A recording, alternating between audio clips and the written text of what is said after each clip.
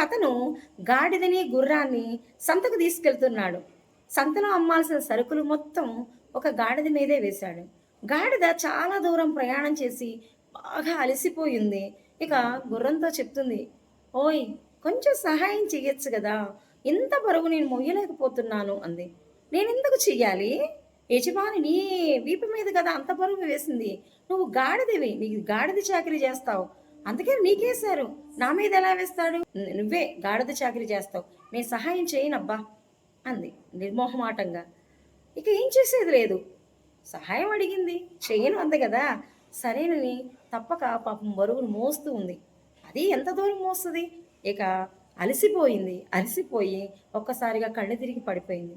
యజమాని ఏం చేశాడంటే ఈ బరువు మొత్తం ఈసారి గుర్రం మీద వేశాడు. ఇక ఇద్దరు ప్రయాణం చేస్తూ ఉన్నారు, గాడిద, గుర్రం. గుర్రం అనుకుంటుంది మనసులో, ఇందాకే గాడిద అడిగినప్పుడు కొంచెం సహాయం చేసి ఉంటే ఈ బరువు మొత్తం నేను మోసేదాన్ని కాదు కదా ఆ? అని బాధపడుతూ ప్రయాణం సాగించిందనమాట. మనం కూడా అండి, నిజంగా ఒకళ్ళకి సహాయం చేసే పరిస్థితులు మనకున్నప్పుడు ఖచ్చితంగా చేయడం అనేది మంచి పద్ధతి. ఎందుకంటే ఈరోజు నువ్వు బాగానే ఉండొచ్చు, రేపు కూడా నీకు కూడా సహాయం అవసరం పడుతుంది. ఆ క్షణంలో భగవంతుడు ఏదో రూపంలో నీకు కూడా సహాయం చేస్తాడు. Okay friends.